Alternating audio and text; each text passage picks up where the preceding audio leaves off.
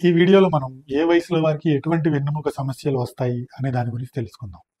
నా పేరు doctor Sriram, FNB trained spine surgeon from Sriram spine and ortho centre, Guntur.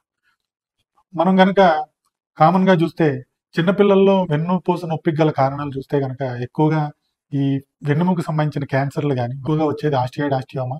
రేర్గా మనం లుకీమియా, లింఫోమాస్ వంటివి కూడా వెన్నుముకకి స్ప్రెడ్ అయ్యే ద్వారా వెన్నుపూస నొప్పి కలుగజేస్తాయి. అదేవిధంగా చిన్నపిల్లల్లో పర్టికులర్గా అడోలసెంట్స్ అంటే 11 నుంచి 15 ఏళ్ల మధ్యలో గల పిల్లలకు గల నడునొప్పి కారణం చూస్తే ఇస్టమిక్ స్పాండిలోలిస్థెసిస్ అంటారు. స్పాండిలోలైసిస్ విత్ స్పాండిలోలిస్థెసిస్. ఇది కూడా ఎక్కువగా ఈ వయసు పిల్లల్లో మనకి ప్రెజెంట్ అవుతూ ఉంటుంది. అదేవిధంగా మధ్య వయసులో మనం చూస్తే 30 ఏళ్ళు దాటిన తర్వాత నుంచి కనుక మనం చూస్తే డిస్క్ సంబంధించిన సమస్యలు మనం ఎక్కువగా చూస్తాం. ఈ సమస్యల్లో ఏమవుతుందంటే మామూలుగా ఉండే డిస్క్ లో హైడ్రేషన్ తగ్గి అరుగుదల స్టార్ట్ అయ్యి డిస్క్ హెర్నియేషన్ ఇలాంటివన్నీ వస్తూ ఉంటాయి.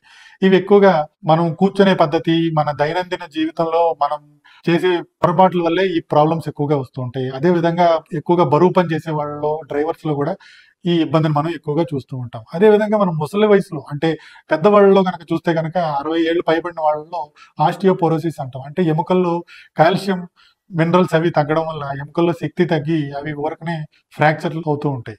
ఆ ఫ్రాక్చర్ అవడానికి ఎక్కువగా దెబ్బ తినాల్సిన అవసరం లేదు. గట్టిగా తుమ్మినా, దగ్గినా, కొంచెం బరువు ఎత్తినా కూడా ఎముకల్లో ఫ్రాక్చర్లు అవి అయ్యి నడుము నొప్పిని కలుగజేస్తాయి. అదేవిధంగా దీంతో పాటు వాళ్ళకి ఎక్కువ ఎముకలు విరిగితే గనక గూని సమస్య, కైఫోసిస్ అంటారు, ఆ సమస్య కూడా వస్తూ ఉంటుంది. ధన్యవాదాలు.